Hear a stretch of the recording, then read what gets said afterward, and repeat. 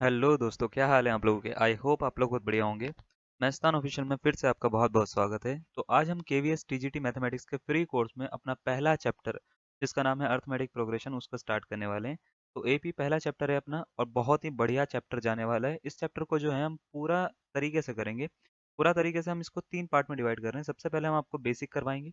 Basic के साथ में बेसिक से लेके एडवांस तक हम इसको पूरे के पूरे को चैप्टर को जो करेंगे, पूरा सॉल्व करेंगे।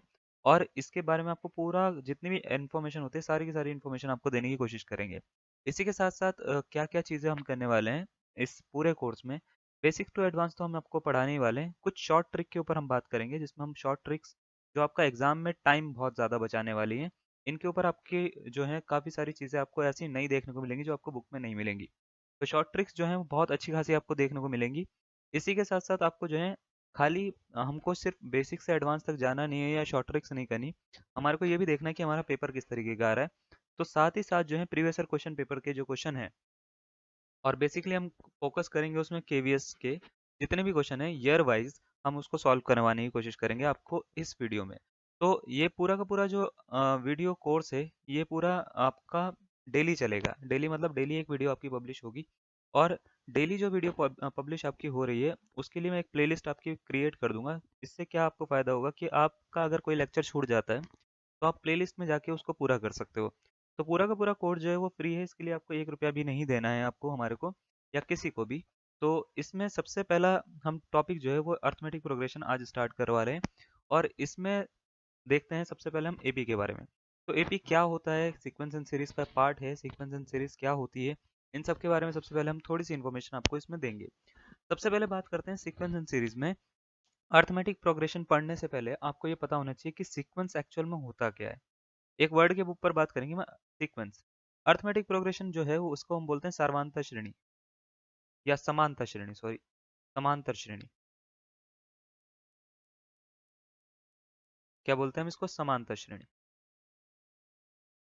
समांतर श्रेणी जो चैप्टर है, पढ़ाई मतलब बहुत ही बढ़िया चैप्टर है। इसमें सबसे पहले तो देखो, हम ऐसे नहीं चलेंगे कि सीधा सीधा आपको बता दिया कि भाई ये एपी है, सॉल्व कर लो, आंसर आ गया। पूरा तरीके से करेंगे। थोड़ा सा टाइम मैं आपका लूंगा शुरुआत में, ताकि आपको पूरा बेसिक समझाऊं। उसके बाद मैं आके सीधा आपको क्वेश्चन दूंगा। क्वेश्चन में 4 ऑप्शन आपके पास में होंगे। ऑप्शन में आपको सॉल्व करके ये बताना है कि कौन सा इसका करेक्ट आंसर होगा। और उसके बाद साथ ही साथ आपको होमवर्क क्वेश्चन भी देना शुरू कर दूंगा मैं आपको। तो चलिए सबसे पहले हम बात करते हैं। जब भी अर्थमेटिक प्रोग्रेशन पढ़ रहे हैं तो हमारे को एक चीज़ पढ़नी चाहिए जिसका नाम है सीक्वेंस। सीक्वेंस क्या होता है? सीक्वेंस एक तरह का जो होता है, it is a type of function. एक तरह का फंक्शन होता है। अब फंक्शन का मतलब ये नहीं है कि हम शादी ब्याह वाले फंक्शन की बात करें। मैथमेटिक्स में फंक्शन का मतलब बहुत अलग होता है। थोड़ा समझाएंगे इसको भी। In which every element of domain is a natural number. Natural number, या मैं ऐसे भी बोल सकता हूँ, in which domain is the set of natural number. तो क्या होता है कि कोई भी सीक्वेंस होता है ना। अब यहाँ पे मैं थोड़ा सा इसको डेफिनेशन को क्लियर करता हूँ। सीक्वेंस एक तरह का फंक्शन होता है, या एक टाइप होता है फंक्शन का, जिसमें डोमेन जो होता है, ठीक है, फंक्शन का जो डोमेन होता है वो सेट ऑफ नेचुरल नंबर होता है। इसका मीनिंग क्या है? कोई भी अगर आपको फंक्शन दे रखा होता है तो उसको इस तरीके से दिखाते हैं, एफ फ्रॉम, इसको क्या पढ़ते हैं, फ्रॉम, ठीक है, एन टू, उसके बाद जो भी आप नंबर पे इसको बनाना चाहते हो, मान लेते हैं रियल नंबर पे, तो एन टू आर, इस तरीके से पढ़ते हैं। और इसको डिनोट करा जाता है x n is equal to ऐसे करके, ठीक है, x n is equal to, उसके बाद यहाँ पे कुछ ना कुछ लिख दिया जाता है, इसके आगे सीक्वेंस का नाम बता दिया जाता है कि वो सीक्वेंस क्या है। तो कोई भी अगर फंक्शन होता है ना, तो फंक्शन को एक्चुअल में ऐसे लिखा जाता है, f x is equal to, suppose करो एक्स स्क्वायर लिख दिया, such that x belongs to N. तो इसका मीनिंग क्या है? इसका मीनिंग ये है कि कोई भी प्राकृत संख्या x की जगह पे आप रख सकते हो, प्राकृत संख्या यानी नेचुरल नंबर आप रख सकते हो। तो इसका आंसर क्या क्या आएंगे? जैसे सपोज करो मैंने 1 रखा तो 1 का स्क्वायर, 2 रखा तो 2 का स्क्वायर यानी 4 आ जाएगा, 3 रखा तो 3 का स्क्वायर आ जाएगा, x की जगह पे मैं 4 रखूंगा तो 4 का स्क्वायर आ जाएगा। अगर मैं ऐसे ही चलता रहा, मैंने आपसे बोला कि भैया इसके 100वें नंबर पे क्या आएगा, तो आप बोलोगे 100 का स्क्वायर आ जाएगा। 1000वें नंबर पे क्या आएगा, तो आप बोलोगे 1000 का स्क्वायर आ जाएगा। 999 नंबर पे क्या आएगा, तो आप बोलोगे 999 का स्क्वायर आ जाएगा। या 9999 नंबर पे क्या आएगा तो इसका स्क्वायर आ जाएगा। तो सीक्वेंस एक्चुअल में एक तरह का जो होता है ना वो रूल होता है। फंक्शन जो होता है, कोई भी फंक्शन एक तरह का रूल होता है। जैसे मैंने कोई फंक्शन बनाया एक्स क्यूब, है ना, तो इसका मतलब क्या होगा, 1 क्यूब, 2 क्यूब, 3 क्यूब, 4 क्यूब, है ना। ऐसे करते करते तो हो क्या रहा है, इसमें 1 से लेके नंबर रखे जा रहे हैं, नेचुरल नंबर जितने भी हैं, और उसमें सबका क्या हो रहा है, क्यूब हो रहा है। तो क्यूब हो रहा है तो इसका मतलब ये है कि अगर मैं इससे कोई भी आगे का कोई भी नंबर पूछा जाता है, कि आपसे बोल दिया कि 201 नंबर पे क्या आएगा, तो इसका मतलब ये है कि 201 का क्यूब आएगा, ये मतलब इसका होता है।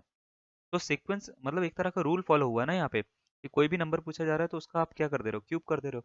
जैसे मान लेते हैं मैंने बोल दिया कि भाई f x is equal to 3x+5 है, या 3x+1 है।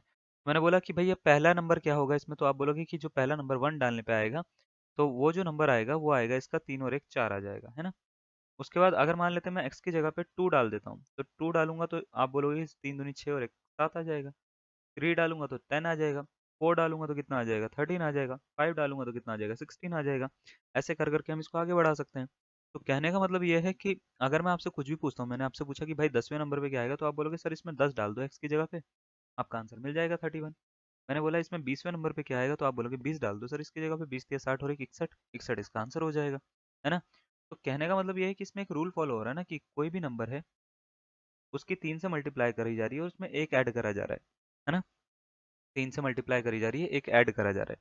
तो इस तरह के जो होते हैं ना, बहुत सारे सीक्वेंस बनाना पॉसिबल होते हैं। इनफाइनाइट नंबर ऑफ सीक्वेंस जो होते हैं वो बहुत ज़्यादा पॉसिबल होते हैं इसमें बनाने। तो ये जितने भी सीक्वेंस होते हैं, सीक्वेंस अगर कुछ पर्टिकुलर प्रॉपर्टी को फॉलो करें तो उनको हम प्रोग्रेशन बोलते हैं। प्रोग्रेशन क्या होता है, अब इसका मीनिंग थोड़ा समझाते हैं। जैसे सीक्वेंस है, सीक्वेंस में हमने क्या करा था, एक्स की जगह पे कोई नेचुरल नंबर डाला था। प्रोग्रेशन क्या होता है कि मान लेते हैं आपके पास में मैंने दो सीक्वेंस बनाए, एक बनाया 3x+1, एक बनाया मैंने f x is equal to x+5। ठीक है, इसको जरा थोड़ा सॉल्व करते हैं। F x is equal to 3x+1 में एक्स की जगह पे मैं वैल्यू डालना शुरू करता हूँ, 1 2 3 4, नेचुरल नंबर डाल रहा हूँ मैं, ठीक है, प्राकृत संख्या। तो मैं डालूंगा तो कितना आएगा, 3 और 1 4 आ जाएगा, 7 आ जाएगा, फिर 10 आ जाएगा, फिर 13 आ जाएगा, फिर ऐसा करते करते अगर मैंने यहाँ पे एक्स की जगह पे नेचुरल नंबर डालने शुरू करे तो क्या आएगा, 6 आएगा, 7 आएगा, 8 आएगा। 3 डालूंगा तो 8 आएगा, 4 डालूंगा तो 5 4 9 आ जाएगा, 5 डालूंगा तो 10 आ जाएगा, है ना। ऐसे करते करते आ जाएंगे।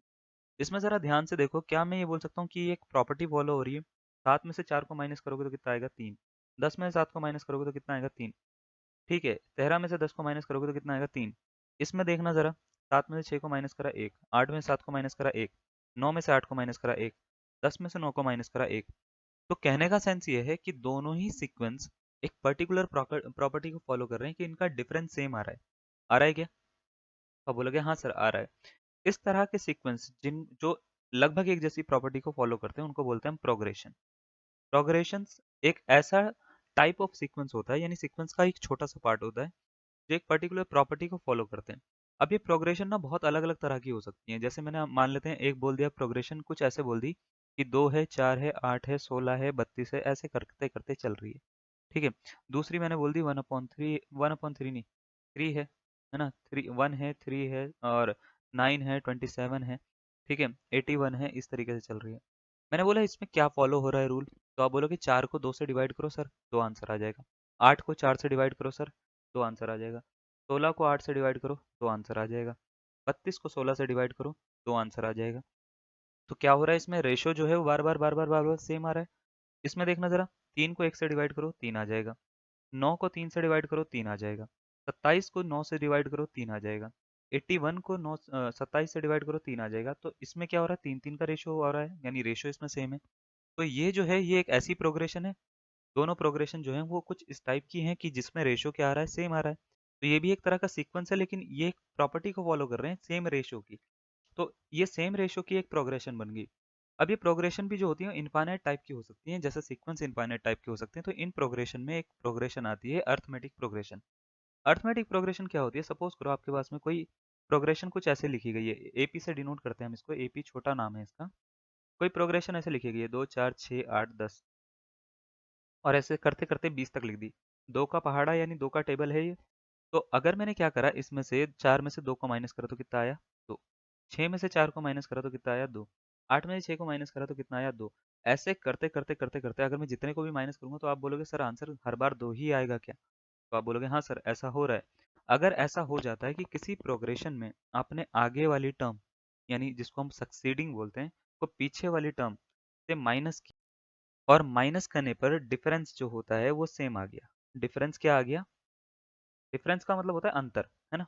डिफरेंस क्या आ गया? सेम या कॉमन आ गया? क्या आ गया? कॉमन आ गया। ठीक है, तो ऐसी प्रोग्रेशन को हम बोलते हैं अर्थमेटिक प्रोग्रेशन। यानी अर्थमेटिक प्रोग्रेशन की खासियत ये होती है कि ये एक ऐसे टाइप का सीक्वेंस होता है जिसमें, या ऐसे टाइप की प्रोग्रेशन होती है जिसमें टर्म्स का जो डिफरेंस होता है वो ऑलवेज क्या होता है? सेम होता है या इक्वल होता है। ठीक है, अब देखो जैसे इसका एक एग्जांपल हम और लेते हैं। जैसे मैंने लिख दिया, एक 1 लिख दिया, और मैंने लिख दिया 5 लिख दिया, उसके बाद मैंने लिख दिया 5, और फिर मैंने 9 लिख दिया, फिर मैंने 13 लिख दिया, ऐसे कर करके चलते रहे। ठीक है, तो मैंने अगर आपसे बोला 5 में से 1 को माइनस करो कितना आएगा, तो आप बोलोगे 4। 9 में से 5 को 4, 13 में से 9 को 4। तो मैं अगर साहब आपसे पूछूं कि ये बताओ कि इसमें जो डिफरेंस है क्या वो सेम आ रहा है, तो आप बोलोगे हाँ सर सेम आ रहा है। सेम आ रहा है, तो कितने का डिफरेंस आ रहा है, तो आप बोलोगे सर 4 4 का डिफरेंस आ रहा है।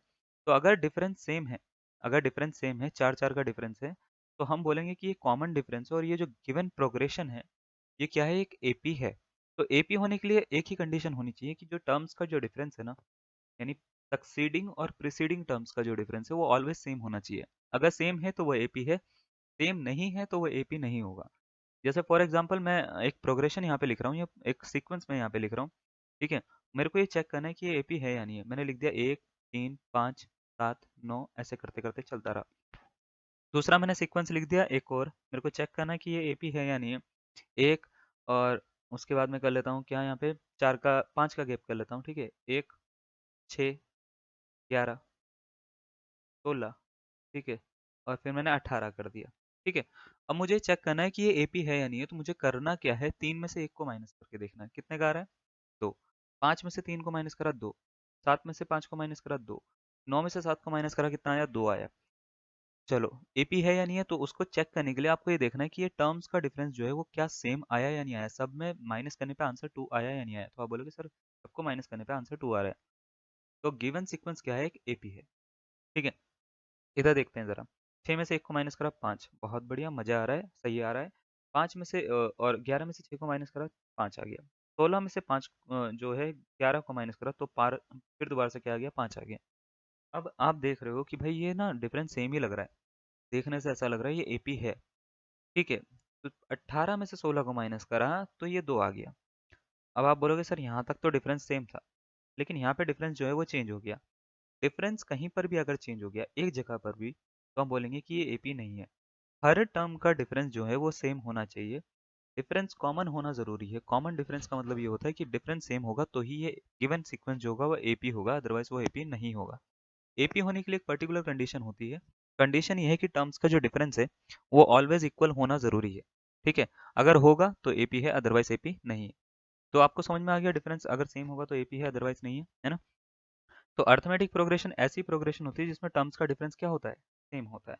सपोज करो मैंने एक एपी ए लिख ली, 2 का पहाड़ा 20 तक। तो इसमें देखो सबसे पहला जो नंबर दिख रहा है आपको, क्या दिख रहा है, 2, है ना? इसको हम बोलते हैं फर्स्ट टर्म।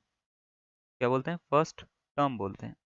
इसको या तो हम A1 से डिनोट करते हैं, या तो हम T1 भी लिख लेते हैं कभी कभार, या तो हम इसको A भी लिख लेते हैं। इन तीनों में से कुछ भी लिख सकते हैं, आपके एग्जाम में कुछ भी आए तो इसका मतलब यही है ना? सेकेंड टर्म जो होती है, ये दूसरा नंबर होता है। ये जो दूसरा नंबर दिख रहा है ना, 4, ये होती है सेकेंड टर्म। ठीक है, इसको हम किससे डिनोट करते हैं, इसको हम डिनोट करते हैं A2 से। ठीक है, या T2 भी लिख देते हैं हम इसको कभी कभार, और A+D भी लिख देते हैं हम इसको।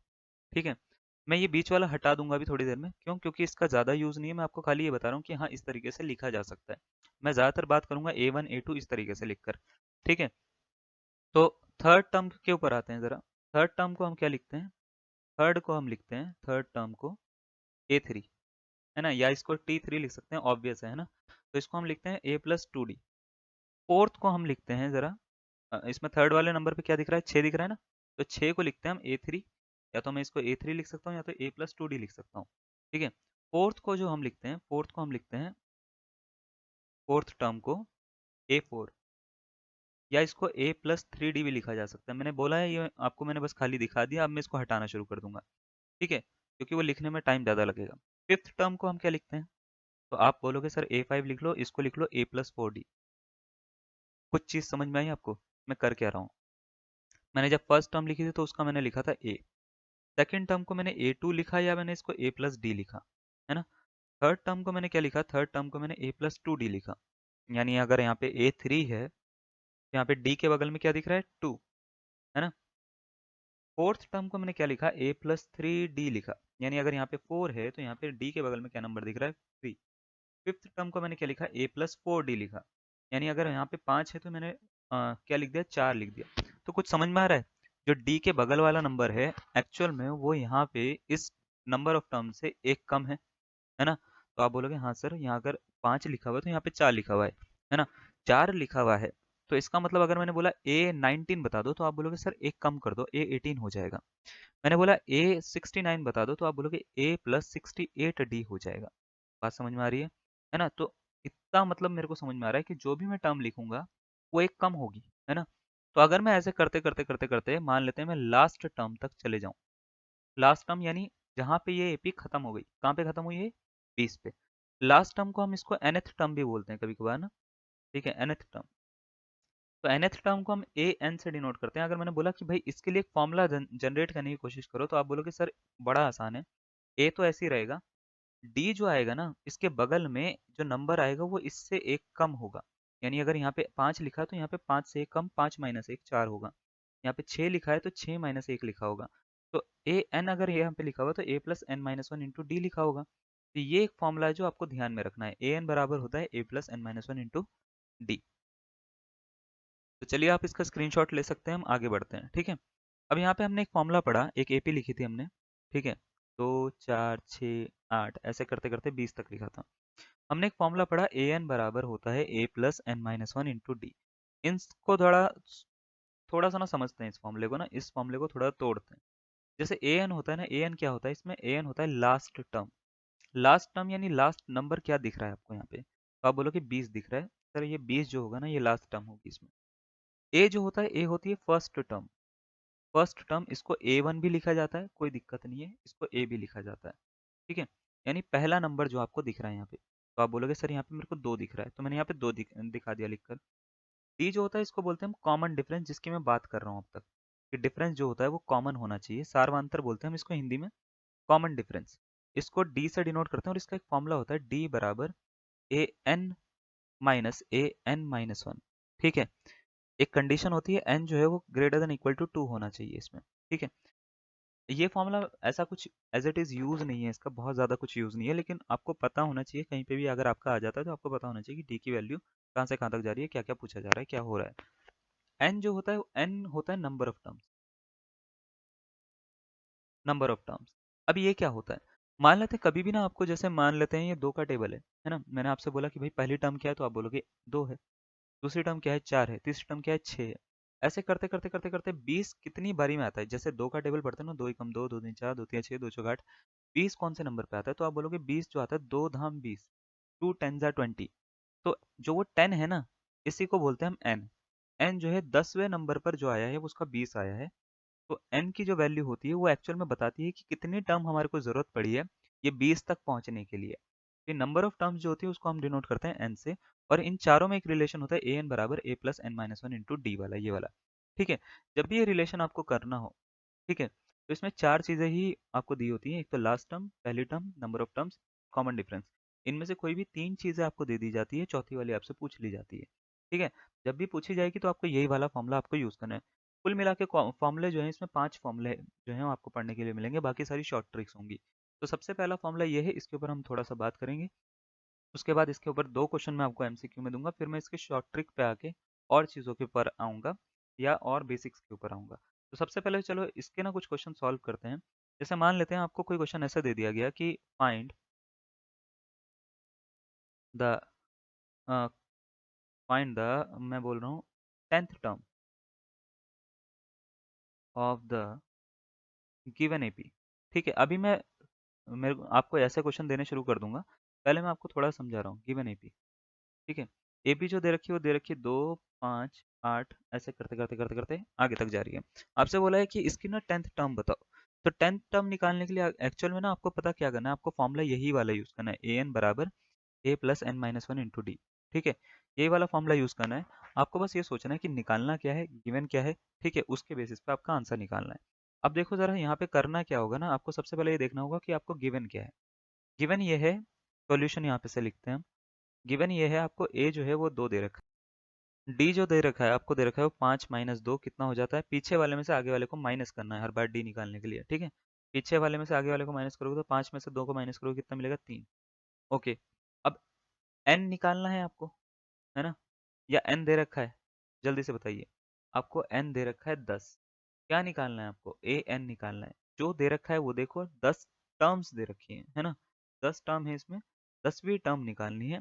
कौन सी निकालनी है, ए एन मतलब ए 10 निकालना है आपको, ये समझिए आप, ठीक है। 10वीं टर्म का मतलब ये होता है।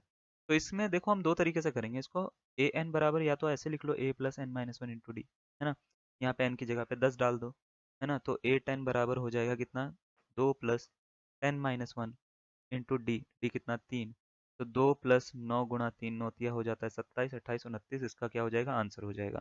अब पहला तरीका तो ये है। दूसरा तरीका ये है कि आपको बस कुछ नहीं करना, सीधा सीधा सा एपी को उठाना है, देखना है कि क्या दे रखा है, ए दे रखा है, डी दे रखा है ना, और आपसे क्या पूछा है, 10वीं टर्म को ए 10 लिखते हैं, तो ए 10 मेरे को पता है एक कम लिखा जाता है, तो ए प्लस 9डी, सीधा सीधा ये लिखो, 2 प्लस 9 गुणा 3 लिखो, और आपका आंसर फिर भी 29 ही आएगा, तो ऐसे कर लो। ये आपका 1 सेकंड बचा रहा है या 2 सेकंड बचा रहा है, लेकिन बचा रहा है ना, जो भी बचा रहा है, करने का तरीका ऐसे ही रखना आप, ठीक है। अब जैसे मान लिया मैंने आपको बोल दिया कि भाई कोई ये भी दे रखी है, आपको बोला है find the nth term, find the nth नहीं, हम लिख लेते हैं 11th एंड nth टर्म, है ना, 11th and nth term of the AP, AP में बोल रहा हूँ कि 1 है, 3 है, 5 है, 7 है, ऐसे चलती जा रही है। आपसे बोला इसकी 11th और nth टर्म बताओ, तो 11th टर्म निकालने के लिए क्या करेंगे, ए 11 निकालेंगे सीधा सीधा, ए कितना दे रखा है 1, देखो, प्लस ए प्लस 10 डी लिख देंगे हम इसको, है ना, ये क्या हो जाएगा 1 प्लस 10 इंटू डी, डी कितना, तो आप बोलोगे डी है इसमें दो दो का गैप, तो डी यानी 2 हो गया, तो 20 और 1 21, इसका 11th टर्म हो गई। अब ए एन यानी nth टर्म पूछिए आपसे, तो उसके लिए ए एन का फॉर्मूला लगा दो, तो वो होता है a plus n minus one into d, तो ए मतलब 1 plus n minus one into two, है ना, तो क्या हो जाएगा, इस 2 के अंदर मल्टीप्लाई करना, 1 plus two n minus two हो जाएगा क्या, तो आप बोलोगे सर बड़ा आसान सा आंसर, 2n माइनस वन इसका करेक्ट आंसर हो गया। तो कहने का मतलब यह है कि आपको कभी भी निकालना हो, जो भी टर्म निकालनी हो, एक कम लेना है बस उसको ना डी में, जैसे 11 निकालना है तो यहाँ पे 10 लेना है, ठीक है, ये निकालना है तो यहाँ पे n माइनस वन लेना है, इस तरीके से आपको करना है। बात क्लियर हो रही है, सब कुछ क्लियर है। एक क्वेश्चन आपको दे देते हैं, क्वेश्चन है आपसे बोला गया what is the nth term of the series, ठीक है, आपको एक सीरीज दे रखी है, पूछा गया है कि इसकी nth टर्म क्या होगी, ठीक है, 4n प्लस वन होगी, 3n प्लस टू होगी, 4n माइनस वन होगी, 2n प्लस थ्री होगी, इन चारों में से एक करेक्ट आंसर है, आपको ये बताना है जल्दी से कि सोचकर कि इसका कौन सा करेक्ट आंसर आ रहा है। तब तक मैं आपका आंसर सॉल्व करके आपको दे रहा हूँ, अगर आपको टाइम ज़्यादा चाहिए तो वीडियो को पॉज कर सकते हो। जो आपको सीक्वेंस दे रखा है इसमें फर्स्ट टर्म कितनी दे रखी है, तो आप बोलोगे 1, ठीक है, डी कितना दे रखा है तो 5 माइनस वन कर लो, कितना हो जाएगा, 5 में से एक जाएगा तो आप बोलोगे सर 4 आ जाएगा। बड़ा आसान सा तरीका है ये तो। निकालना क्या है, nth टर्म निकालनी है, तो a n is equal to होता है a plus n minus one into d, है ना, तो a plus 5 n minus one into कितना 4, ठीक है, ये हो जाएगा 1 प्लस 4n माइनस 4 हो जाएगा क्या, तो मैं इसको सॉल्व करूंगा, ये 4n-3 नहीं आ जाएगा, हाँ या ना, बिल्कुल सही। कौन सा ऑप्शन जैसा लग रहा है, ऑप्शन नंबर सी इसका करेक्ट लग रहा है। शुरुआत में आपको थोड़ा सा इजी लगेगा, थोड़ा थोड़ा करके हम लेवल बढ़ाएंगे, आपको मजा आएगा, बहुत अच्छा लगेगा आपको, ठीक है। तो कौन सा ऑप्शन इसका आ रहा है, ऑप्शन नंबर सी इसका करेक्ट आंसर है। फोकस करिए कि आपको समझ में आए अभी तक ना, क्योंकि जब तक आपको समझ में आ रहा है तो आपको टफ चीज़ें भी इजी लगनी शुरू हो जाएंगी, अगर आपको समझ में आना बंद हो गया तो चीज़ें ही जो होंगी टफ वाली, इजी वाली भी वो भी टफ होनी शुरू हो जाएंगी आपके लिए, ठीक है। ये वाला क्वेश्चन दे रखा है, इसका आंसर आप खुद बताएंगे मेरे को, क्या बोला है, one what is the nth term of this series, ठीक है, 1 4 7 10 13 dot dot dot dot dot चलती जा रही है भाई, ठीक है, इसकी ना nth टर्म बतानी है आपको क्या होगी।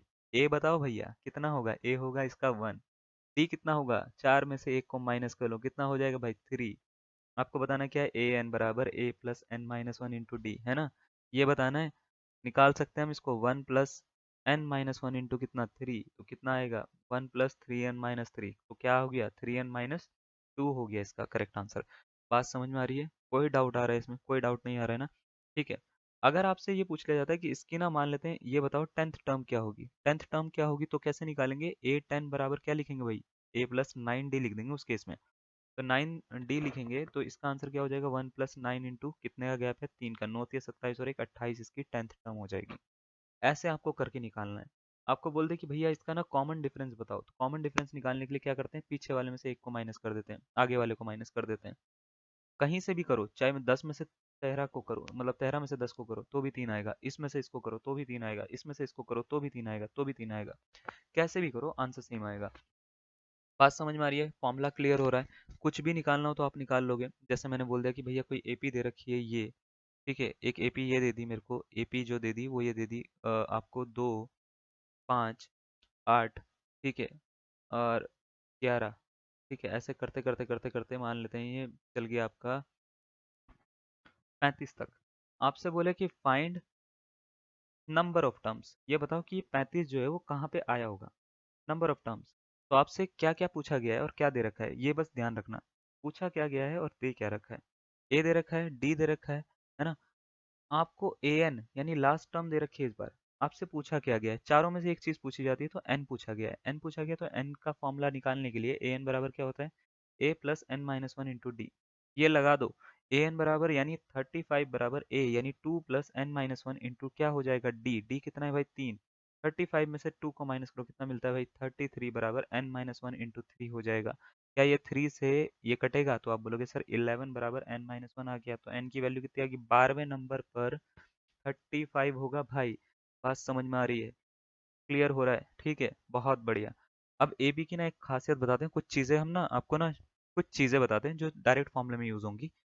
कुछ चीज़ें क्या, अब ज़रा ध्यान से सुनो। ये बेसिक बेसिक थोड़ा सा क्लियर हो गया आपका, बहुत देर से हम इसकी वीडियो चला रहे हैं, आपको समझ में आ रहा होगा अब तक, है ना। अगर 3 नंबर जो हैं, अर्थमेटिक मीन का कॉन्सेप्ट बता रहा हूँ, अगर 3 नंबर जो हैं वो एपी में है तो याद रखना सेकंड नंबर जो होता है, मान लेते हैं 3 नंबर है ए बी सी एपी में है, तो टू बी बराबर ए प्लस सी की इसकी प्रॉपर्टी फॉलो होती है। तो क्या मीनिंग है इसका, थोड़ा समझाते हैं यहाँ पे। मान लेते हैं आपके पास में 3 नंबर है ए बी और सी, ये एपी में है, ठीक है। If a b c are in AP, अगर 3 नंबर क्या है एपी में है, तो याद रखना जो बी जो होता है ना उसका दुगना ए प्लस सी के बराबर हो। अब इसका मीनिंग क्या है, सपोज करो 2, 4 और 6 क्या ये एपी में है क्या, तो आप बोलोगे हाँ सर, दो दो का गैप है, एपी में तो है ना। तो याद ये रखना कि पहले नंबर को अगर आप ए मानते हो, दूसरे वाले को बी मानते हो, तीसरे वाले को सी मानते हो, तो 4 का दुगना क्या निकला 8, ये 2 + 6 के बराबर होगा। देखो जरा, 4 का डबल यानी इसका 2b, ये ए प्लस सी यानी 2 + 6 के बराबर होगा, हर बार होगा कभी भी अगर 3 नंबर एपी में है तो। जैसे मैंने बोला कि 1, 5 और मान लेते हैं 9, ये एपी में है, ठीक है। 1, 4, 5, 5, 4, 9 एपी में है, तो 5 का डबल, देखो 5 का डबल कितना होता है 10, 5 गुणा 2, ये 1 + 9 के बराबर होगा। देखो जरा 1 + 9 के बराबर है क्या, हाँ जी बिल्कुल है ना। तो ये तभी होता है जब कॉमन डिफरेंस सेम होता है, मतलब डिफरेंस जो होता है ना वो कॉमन होता है, तभी ये प्रॉपर्टी फॉलो होती है। इसको बोलते हैं प्रॉपर्टी को अर्थमेटिक मीन, क्या बोलते हैं, अर्थमेटिक मीन, है ना। इस प्रॉपर्टी को हम बोलते हैं अर्थमेटिक मीन। क्या होता है, अगर आपको 2 नंबर दे रखे हैं, फॉर 2 नंबर्स, दो अगर आपको नंबर्स दे रखे हैं ए एंड बी, है ना, तो आप उसका अर्थमेटिक मीन जो होता है उसको ऐसे लिख सकते हो, ए प्लस बी अपॉन टू। इसका मीनिंग क्या है, जैसे मैंने अभी लिखा था 2b बराबर ए प्लस सी लिखा था, तो क्या मैं इसको ऐसे भी तो लिख सकता था, b बराबर a plus C upon two होगा, इसको नीचे ले जाके। तो अगर कभी भी आपको 2 नंबर दे रखे हो तो उनका अर्थमेटिक मीन निकालना हो तो वो क्या होता है, a plus B upon two होता है। क्या अर्थमेटिक मीन 2 से ज़्यादा नंबर का भी निकल सकता है, तो हाँ निकल सकता है। अगर आपको 3 नंबर दे रखे हो फॉर 3 नंबर्स, ठीक है, ए बी एंड सी, तो अर्थमेटिक मीन जो होता है वो कुछ इस तरीके से निकलता है, a plus B plus C upon three, ठीक है। अगर मान लेते हैं 4 नंबर दे रखे हैं फॉर 4 नंबर्स, ठीक है, x1 x2 x3 x2 x3 x4, ठीक है। तो अर्थमेटिक मीन अगर आपको निकालना हो, अर्थमेटिक मीन जो होता है वो होता है x1 plus x2 plus x3 plus x4, और होल अपॉन में क्या होगा इसके 4 हो जाएगा। कहने का सेंस ये है, आपने नंबर ऑफ टर्म्स काउंट करनी है। अगर मान लेते हैं n नंबर्स के लिए, for n numbers arithmetic mean निकालना हो, ठीक है, n नंबर सपोज करो x1 x2 ऐसे करते करते करते xn नंबर दे रखे हैं, xn नंबर आपको गिवन है, आपको अर्थमेटिक मीन निकालना है, तो करना कुछ नहीं है, इन सबको जोड़ना है ना, और क्या कर देना है, इसको डिवाइड कर देना नंबर ऑफ टर्म से। क्या हमने यही कॉन्सेप्ट मीन में नहीं पढ़ा क्या, स्टैटिस्टिक्स में जो क्लास 10th 9th में पढ़ते थे, मीन निकालने का फॉर्मूला याद है, समेशन एक्स आई अपॉन एन, है ना। वही चीज़ होती है अर्थमेटिक मीन। ठीक है, तो वही है, सेम है, कुछ अलग नहीं है। तो अगर आपको बात समझ में आ गई, 3 टर्म्स दे रखी हैं एपी में, तो 2b बराबर ए प्लस सी होगा। अदरवाइज हम इस तरीके से भी इसको आगे सॉल्व कर सकते हैं। बात समझ में आ गई? चलिए दूसरी प्रॉपर्टी पे आते हैं। प्रॉपर्टी में पूरी तरीके से समझाऊंगा आपको, ऐसा नहीं कि बिल्कुल छोड़ दूंगा खाली पढ़ के। अगर आपको 3 टर्म्स दे रखी हैं और कॉन्जिक्यूटिव टर्म है, कॉन्जिक्यूटिव का मतलब होता है एक के बाद एक आने वाली। ठीक है, जैसे मैंने बोला कि भाई एक के बाद क्या आता है दो, दो के बाद क्या आता है तीन, तीन के बाद क्या आता है चार, तो ये होते हैं कॉन्जिक्यूटिव नंबर। कॉन्जिक्यूटिव नंबर यानी जिनका गैप सेम हो या जो एक के बाद एक आए। अगर आपको 3 कॉन्जिक्यूटिव सम जो है वो टर्म्स दे रखी है और वो एपी में है, अगर एपी में है तो पहली टर्म को आप हर बार मानोगे ए माइनस डी, ए माइनस डी। दूसरी टर्म को मानोगे आप ए, और तीसरी टर्म को मानोगे ए प्लस डी। इसको मानने का फायदा ये है, जब भी आप A1, A2 और A3 ये मानोगे, है ना, और उनका सम गिवन है, तो आप हर बार इसका आंसर बड़ी आसानी से निकाल लोगे। ये शॉर्टकट की तरह से याद रखो, इस तरीके से हम निकाल सकते हैं। 4 टर्म के लिए A minus D, A minus three D, A plus D और ए प्लस थ्री डी, पहली टर्म, दूसरी टर्म, तीसरी टर्म, चौथी टर्म को आप मानोगे। ठीक है, इसके बाद एक मोस्ट इंपॉर्टेंट प्रॉपर्टी जो है वो ये होती है कि अगर कोई एपी की पीएथ टर्म जो है वो क्यू है और क्यूएथ टर्म जो है वो पी है, तो जब भी इसकी पी प्लस क्यूएथ टर्म पूछी जाएगी तो ऑलवेज जीरो होगी। कहने का सेंस क्या है अब इसका, इसको थोड़ा समझते हैं। मान लेते हैं कोई क्वेश्चन ऐसा आ गया कि इफ, है ना, if fourth term of an AP is 9 and ninth term is 4, 4, 4, 4, 4, find its 13th term. तो कभी भी अगर मान लेते हैं किसी एपी की चौथी टर्म जो है वो 9 दे रखी है और नाइन्थ टर्म जो दे रखी है वो 4 दे रखी है, कभी भी आपसे ऐसी कोई टर्म पूछ ले जो इन दोनों को जोड़ के आ रही हो, जैसे 9 और 4 कितना होता है 13, 9 प्लस 4 लिखा जा सकता है क्या 13 को, 9 प्लस 4 सॉरी, 9 प्लस 4 लिखा जा सकता है क्या, तो आप बोलोगे हाँ सर लिखा जा सकता है 13 को। तो कभी भी अगर ऐसा दे रखा हो A13 is equals to A9 plus 4, है ना, तो ऑलवेज इसका आंसर जो होगा वो जीरो होगा। दोबारा से बताता हूँ, मान लेते हैं किसी एपी की चौथी टर्म 9 दे रखी है, 9 और 9वीं टर्म जो दे रखी है वो 4 दे रखी है, और इन दोनों का सम वाली कोई टर्म आपसे पूछ ली गई, 9 और 4 क्या होता है 13, तो हर बार उसका आंसर क्या होगा जीरो। ठीक है, जैसे मान लेते हैं आपको यही क्वेश्चन आपसे बोल दिया जाता है, इफ मान लेते हैं 500th term of an AP, ठीक है, is 65 and 65th term is 500, है ना, देन फाइंड 565th टर्म। ठीक है, ये आपसे कोई क्वेश्चन पूछ लिया गया कि कोई एपी है उसकी 500वीं टर्म जो है वो क्या है 65 है, 65वीं टर्म जो है वो 500 है, तो बताओ 565वीं टर्म क्या होगी। तो आपको सीधा सीधा याद रखना है, ए 500 आपको क्या दे रखा है 65 दे रखा है, ए 65 क्या दे रखा है आपको दे रखा है 500। आपसे पूछा क्या गया है ए 565 कितना होगा, तो अगर ये इन दोनों को जोड़ के मिल रहा है, यानी इन दोनों को जोड़ के ही ये वाली टर्म मिल रही है ना जो पूछी गई है, तो हर बार इसका आंसर आपको बिना सोचे समझे क्या लिख देना है, आपको आंसर लिख देना है जीरो। ठीक है, आपको क्या लिख देना है इसका आंसर जीरो लिख देना है। बात समझ में आ रही है, क्लियर हो रही है ये बात। अभी ये जो दो प्रॉपर्टी करवाई है ना, मैं इसके आगे भी इसको देखो, इसको पढ़ने का है, मैं इसके आगे अभी पढ़ के सुनाता हूँ, पहले इन दो प्रॉपर्टी पे मैं क्वेश्चन करवा देता हूँ। क्वेश्चन करवाने के बाद में उसके बाद मैं आगे बढ़ता हूँ, है ना। तो सबसे पहले देखो ये पहली प्रॉपर्टी है, इसके ऊपर एक क्वेश्चन करते हैं। बोला गया है if the numbers 3x and 7, है ना, 3x and 7 are in AP, तो बताओ x की वैल्यू क्या होगी। ठीक है, x की वैल्यू क्या होगी, तो भाई दिमाग लगाओ, घोड़े दौड़ाओ। चार ऑप्शन आपको दे रखे हैं, 5, 2, 3 या 4, इनमें से कौन सा इसका करेक्ट आंसर होगा। ठीक है, 3x और 7 जो है वो एपी में है, तो ये बताओ कि इसका आंसर कौन सा करेक्ट होगा, x की वैल्यू क्या होगी। तो मुझे पता है अगर 3 नंबर एपी में है तो 2b बराबर क्या होता है भैया, a प्लस सी के बराबर होता है, हाँ या ना, सही बताया या गलत बताया मैंने, बिल्कुल सही। तो b की जगह पे क्या दिख रहा है x, तो 2x बराबर किसके हो जाएगा 7 प्लस 3 के, हाँ या ना, बिल्कुल सही है ना। तो x की वैल्यू क्या हो जाएगी 10/2 नहीं हो जाएगी क्या, कितना आ गया आंसर 5। क्लियर हो रही है प्रॉपर्टी क्या हमने यूज करी है, कैसे करी है ना, बहुत बढ़िया। तो कौन सा ऑप्शन, ऑप्शन नंबर ए इसका क्या हो जाएगा करेक्ट आंसर हो जाएगा। आई होप आपको ये पूरी बात क्लियर हो रही होगी। नेक्स्ट क्वेश्चन पे आते हैं इसी तरीके से। तो आपको बोला गया है कि इफ n-3 4n-2, ठीक है, एंड 5n प्लस 1, देखो थोड़ा थोड़ा करके लेवल बढ़ाऊंगा, आप इस बिल्कुल ऐसा मत सोचिएगा कि हल्के हल्के चल रहा है, मजा आ जाए आने लग जाएगा थोड़ी देर में आपको ना। कॉन्सेप्ट समझ में आना चाहिए आपको, कॉन्सेप्ट के हिसाब से थोड़ा थोड़ा करके लेवल बढ़ा रहे हैं हम। n-3 4n-2 5n+1 जो है वो एपी में है, तो ये बताओ वैल्यू क्या होगी n की, है ना। n की वैल्यू क्या होगी, 1 होगी, 2 होगी, 3 होगी या 4 होगी।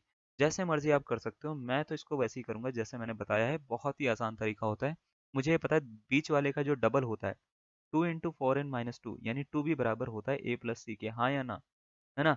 तो वो n-3 यानी a प्लस सी यानी 5n+1 के बराबर होगा या नहीं होगा। तो आप बोलोगे हाँ सर बिल्कुल होगा, आपने तो बताया अभी थोड़ी देर पहले। ठीक है, तो क्या करेंगे, 2 4 = 8n माइनस 4 किसके बराबर हो जाएगा, n और 5n, 6n -3+1 तो -2 के बराबर हो जाएगा। इस -4 को इधर लेके चले जाओ, तो ये क्या हो जाएगा, प्लस का 4 हो जाएगा और ये कट के क्या आ जाएगा, 2 आ जाएगा। इस 6n को इधर लेके चले जाओ, तो 8n - 6n क्या हो जाता है, 2n, तो 2n ये हो गया। तो n की वैल्यू कितनी आ गई बच्चे, तो n की वैल्यू आ गई 1। करेक्ट हुआ या नहीं हुआ आंसर, समझ में आया या नहीं आया, क्लियर हो रहा है ना। बीच वाले का डबल पहले और तीसरे के सम के क्या होता है, बराबर होता है। क्लियर, चलो एक और देखते हैं। क्वेश्चन में पूछा गया, जितना बताया गया उसी के ऊपर क्वेश्चन दे रहे हैं आपको, देखो। If the 59th term of an AP is 449 and 449th term is 59, which term of this AP will be zero. एक एपी की 449 टर्म्स जो है वो 59 है, 59th टर्म जो है वो 449 है। ये बताओ इसकी कौन सी टर्म जीरो होगी, 501, 502, 508, 509। अब देखो कुछ बच्चे जो है ना वो इसको पूरा तरीके से करेंगे, बहुत ही लेंदी करेंगे। हमने सीख लिया भैया शॉर्टकट, हमने ये सीख लिया अगर 59th टर्म जो है ये 449 है और 449th टर्म जो है वो 59 है, तो इसकी जो दोनों का सम करके जो टर्म आती है यानी A59 प्लस 449 वो ऑलवेज क्या होती है, जीरो होती है। आपसे ये पूछा है कि कौन सी टर्म जीरो होगी, आपको बताना क्या है, ये बताना है आपको कि कौन सी टर्म जीरो होगी। अब देखो जरा, 9 9 कितना होता है भैया, 9 9 होता है 18, 8 आ गया, 5 4 9 और 1 10, 4 और 1 5, तो A 508 कितना हो जाएगा, जीरो हो जाएगा, यानी 508वीं टर्म जो होगी वो क्या होगी, इसकी जीरो होगी। कौन सा ऑप्शन दिख रहा है, ऑप्शन नंबर सी दिख रहा है। क्लियर हो रहा है, मजा आ रहा है, समझ में आ रहा है, बहुत बढ़िया, ठीक है। चलिए, आई होप आपको इतना कॉन्सेप्ट जो है वो क्लियर हुआ होगा। अब देखो इसके बाद ना एक जब ये प्रॉपर्टी में पढ़ रहा था इसमें यहाँ तक की लाइन मैंने पढ़ी थी, इसकी कौन सी p प्लस क्यूएथ टर्म क्या होगी, जीरो होगी। मान लेते हैं आपसे पूछ लिया गया कि भाई इसकी nth टर्म बता दो, तो nth टर्म के लिए फॉर्मूला होता है p plus q minus n. अब इसका मीनिंग क्या है भाई, इसको भी थोड़ा समझते हैं बढ़िया से, है ना, बिल्कुल अच्छे से समझेंगे। तो देखो कभी भी अगर ऐसा दे रखा हो कि किसी एपी की 9th टर्म जो है वो है 4 एंड 4th टर्म जो है वो कितनी है, 9 है, तो इसकी भाई 13वीं टर्म तो जीरो हो जाएगी, ये तो हमारे को पता लग गया, है ना। इसकी nth टर्म क्या होगी, तो अगर कभी भी निकालनी हो ना an nth टर्म, ठीक है, जब भी nth टर्म पूछेगा तो आपको क्या याद रखना है, तो nth टर्म के लिए फॉर्मूला जो होता है वो होता है p plus q minus n. अब p प्लस क्यू, p क्या होता है, p होता है ये वाला नंबर जो दिख रहा है 9, तो 9 प्लस क्यू क्या होता है ये वाला नंबर, क्या 4 माइनस एन कर दो, 9 और 4 13, 13 माइनस एन इसका क्या हो जाएगा, करेक्ट आंसर हो जाएगा। बात समझ में आ रही है, p plus q minus n, बस इसका फॉर्मूला याद रखना है, आपका काम हो जाएगा। जैसे मान लेते हैं कि ये वाला क्वेश्चन दे रखा था कि इस एपी की 59th टर्म जो थी, है ना, 59th टर्म जो थी वो क्या थी, 449 थी। 449th टर्म जो थी, है ना, वो क्या थी, 59 थी। तो आपसे पूछ रहा था कि भैया इसकी कौन सी टर्म जीरो होगी, तो आपको पता लग गया था 508वीं। अगर आपसे पूछता कि इसकी nth टर्म क्या होगी, तो आपको करना क्या है, p plus q minus n, ये फॉर्मूला यूज करना है। क्या कर देना है, 59 प्लस 449 माइनस एन कर देना है, यानी इसकी जो nth टर्म होगी वो क्या हो जाएगी, वो हो जाएगी 508 माइनस एन के बराबर। बात समझ में आ गई, 508 माइनस एन के बराबर हो गई। क्लियर हो रही है ये बात, बिल्कुल क्लियर हो रही है। एक आगे की प्रॉपर्टी के ऊपर और बात करते हैं इसकी, चलो बढ़ते हैं आगे, ठीक है। अगर मान लेते हैं कोई एपी में ना सम दे रखा है, अभी तक तो हमने ये करा था एपी बराबर क्यू है, अगर एपी बराबर क्यू है ना, ए क्यू बराबर क्या है, पी है, तो ए पी प्लस क्यू क्या होगा, जीरो हो जाएगा, ये अभी पढ़ा ना हमने। और ए एन बराबर जो हो जाएगा वो हो जाएगा p plus q minus n, है ना। अब हम ये पढ़ रहे हैं कि अगर मान लेते हैं कोई एपी में ना pth टर्म का सम qth टर्म के सम के बराबर है, तो एस पी प्लस क्यू जो होता है वो जीरो होता है। अब इसको कैसे करेंगे, क्या है, इसको थोड़ा समझते हैं। सबसे पहले इसको समझने से पहले ना हमारे को पढ़ना पड़ेगा सम के बारे में, है ना, sum of n terms of an AP, of an AP, ठीक है। अगर मान लेते किसी एपी को आपने दे दिया, ये कोई एपी है, 2 से लेके मैंने वही 20 तक का एक पहाड़ा लिख दिया, 2 का पहाड़ा 2 से लेके 20 तक लिख दिया। मैंने बोला कि इसकी भाई आपको ये पता लग रहा है कि पहली टर्म क्या है, दूसरी टर्म क्या है, कॉमन डिफरेंस क्या है और इसका सम क्या है, सब कुछ पता लग रहा है। मतलब इसमें लास्ट टर्म क्या है। आपसे पूछ ले कि भैया फाइंड द सम, आपसे बोल दे कि फाइंड द सम यानी इन सबको जोड़ के क्या आएगा। तो याद ये रखना है कि जब भी आपको सम निकालना हो तो इसके दो फॉर्मूले होते हैं। सम को हम डिनोट करते हैं एसएन से, इसको बोलते हैं सम ऑफ एन टर्म्स। क्या बोलते हैं? Sum of n term, n terms का सम बोलते हैं हम इसको। अब एसएन का एक फॉर्मूला होता है, एसएन का फॉर्मूला होता है जब भी आपको सम निकालना हो तो इसको निकालने के दो तरीके हैं। या तो आप ऐसे लाला जी की तरह से बैठ जाओ, 2 4 6 8 और इसको जोड़ना शुरू कर दो। भैया ये जोड़ना ठीक लग रहा है जब तक आपके पास में छोटे छोटे नंबर आ रखे हैं, लेकिन अगर कोई बड़े बड़े नंबर आ जाएं जो महाभारत जैसे बड़े बड़े नंबर हो, तो इस केस में ना आप इसको ऐसे नहीं कर पाओगे भैया। तो इसका एक फॉर्मूला होता है n/2 2a+n-1 इंटू डी। ये फॉर्मूला याद रखिए, इससे आराम से आंसर निकलता है हर किसी क्वेश्चन का। एस एन बराबर क्या होता है? n/2 2a+n-1 into D. एक फॉर्मूला ये होता है, ठीक है, जब आपको लास्ट टर्म ना दे रखी हो। दूसरा फॉर्मूला एक और होता है एस एन बराबर n/2, वो होता है a+an। आप इस फॉर्मूले को यूज करके भी सम निकाल सकते हो।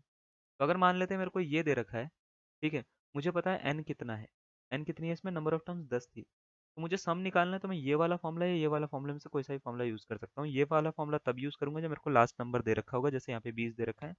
ये वाला फॉर्मूला यूज तब करूंगा जब मेरे को लास्ट नंबर नहीं दे रखा होगा। अगर ये 20 नहीं दे रखा है आपको, तो ये वाला फॉर्मूला दूसरा वाला यूज कर लूंगा।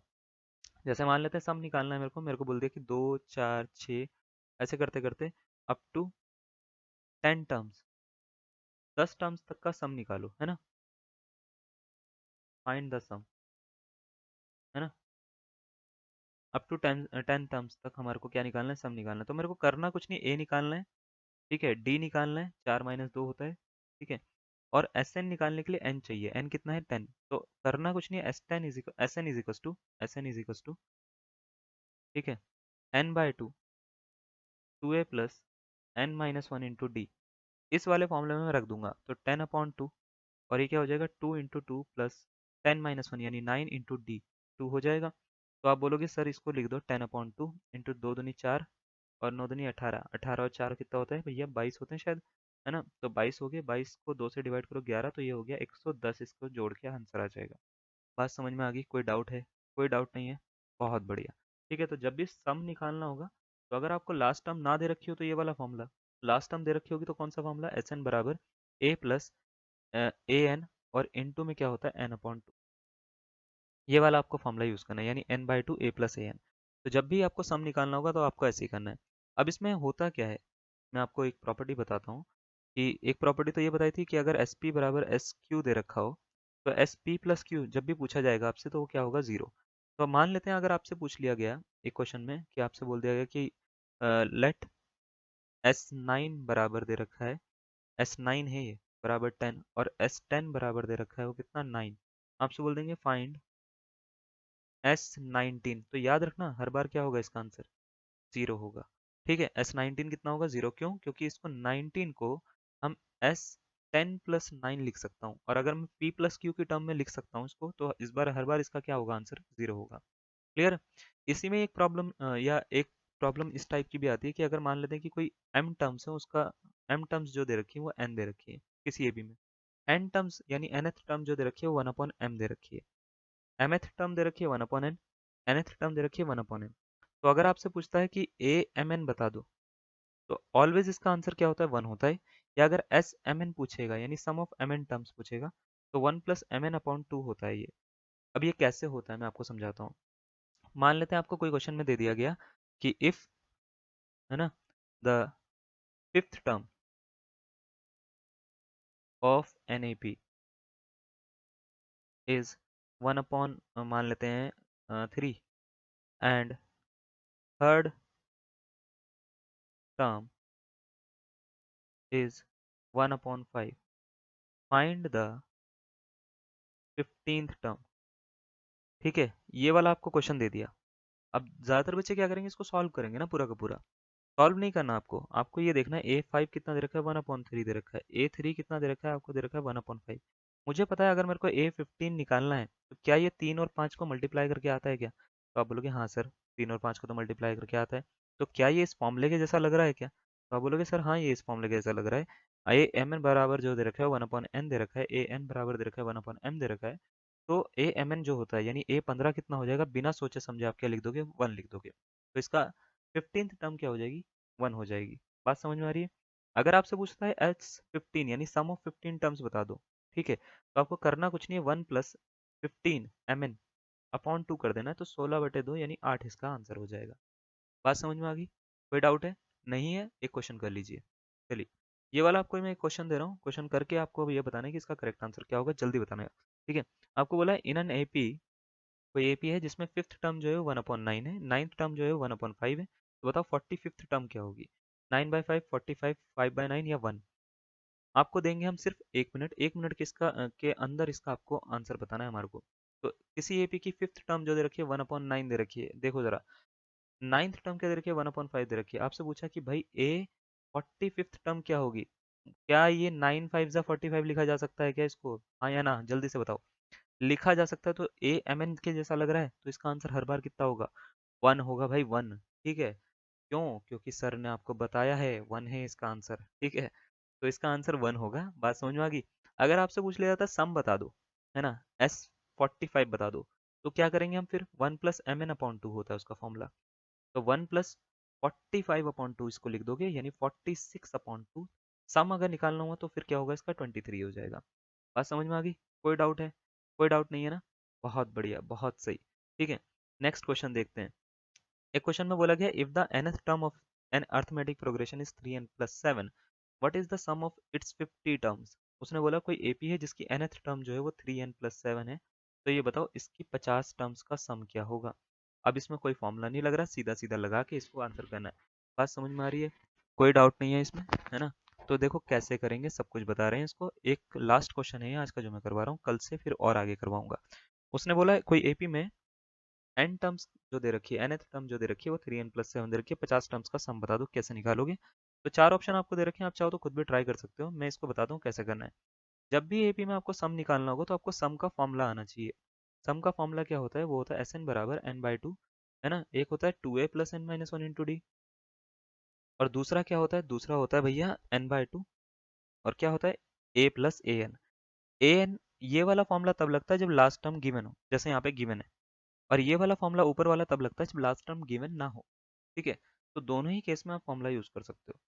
अब मैं बात करता हूँ, जैसे मेरे को लास्ट टर्म गिवन है, तो मेरे को फॉर्मूला कौन सा लगाना चाहिए, नीचे वाला, है ना, जो मैंने दूसरा वाला बोला है। तो क्या क्या चाहिए इसके लिए, देखो, एस एन बराबर होता है n/2, है ना, और क्या a + an, ये फॉर्मूला होता है ना। तो मुझे एक तो n चाहिए, n क्या दे रखा है उसने क्वेश्चन में, हाँ जी बिल्कुल दे रखा है, n कितना है यहाँ पे, 50 डालना है। ए दे रखा है तो ए नहीं दे रखा, ए निकालना पड़ेगा, okay. A N, A N भी हाँ मेरे को निकालना पड़ेगा, ए एन का मतलब ये ए 50 मेरे को निकालना पड़ेगा कि 50वीं टर्म कौन सी होगी इसकी। तो करना कुछ नहीं है, देखो इसको करने का ना तरीका बड़ा आसान होता है। देखो, जब भी इसको करना होगा ना, आपको सबसे पहले ए या A1 निकालना पड़ेगा।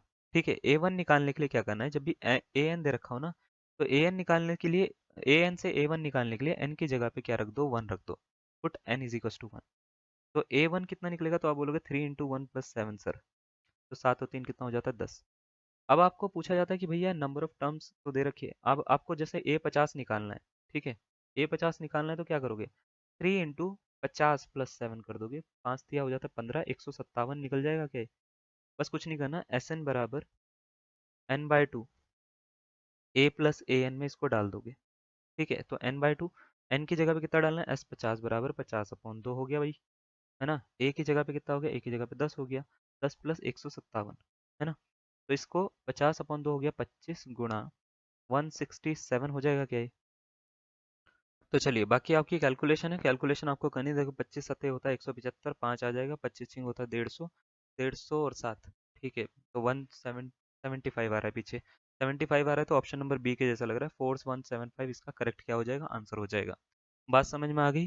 कोई डाउट है? कोई डाउट नहीं है? कभी भी आपको करना हो तो इसको देखो, मैं एक तो इस तरीके से करा, इसी क्वेश्चन को मैं ऐसे भी कर सकता था कि ए एन दे रखा है 3n+7, है ना, तो मैं यहाँ से A1 निकालता, तो क्या हो जाता, 7 और 3 10, A2 निकालता, A2 कैसे निकालता, A2 निकालने का वही तरीका, ठीक है, यहाँ पे 2 डाल दूंगा, 3 दूनी 6 और 7, 7 6 13, तो उसके बाद मैं D निकालता, तो ये होता है A2 - A1, है ना, तो 13 में से क्या माइनस कर देते, 10, 13 में से 10 माइनस करोगे तो कितना मिलेगा, 3, तो डी निकालने के बाद में अब मैं क्या करता, देखो A1 निकल गया, A2 निकल गया, डी निकल गया।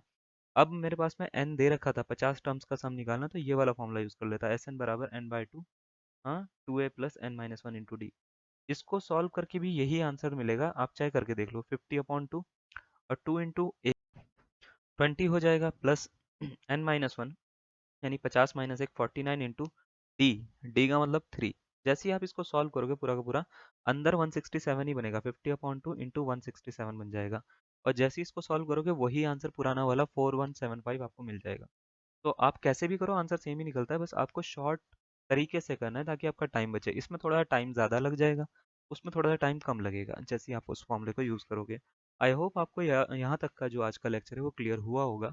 कोई भी अगर आपको डाउट है या कोई भी रिगार्डिंग इसके कुछ भी आपको पूछना है, या कुछ भी आपके व्यूज़ हैं, आपको पसंद आया, आपको नहीं पसंद आया, आपको ये चीज़ में कमी लगी है या किसी चीज़ में बहुत अच्छा लगा है, सब कुछ हमारे साथ में शेयर कर सकते हैं आप। हमारे ग्रुप के साथ जो है वो आप जुड़ सकते हो, ताकि आपको इसके ही प्रैक्टिस पेपर भी मिलते रहें साथ साथ। ग्रुप का जो लिंक है वो आपको डिस्क्रिप्शन में मिल जाएगा। अदरवाइज आप जो है टेलीग्राम पे मैथस्तान ऑफिशियल जो है, मैथस्तान, ठीक है, ऑफिशियल, ये नाम आप सर्च कर सकते हो, ये हमारे ग्रुप का नाम है। और यहाँ पे आपको सारे टीचिंग मटेरियल या सारा स्टडी मटेरियल जो है वो बिल्कुल आराम आपको जो है फ्री ऑफ कॉस्ट आपको मिलता है। तो चलिए आज के लिए इतना ही, इसी तरीके से सपोर्ट करते रहिए हमें। धन्यवाद।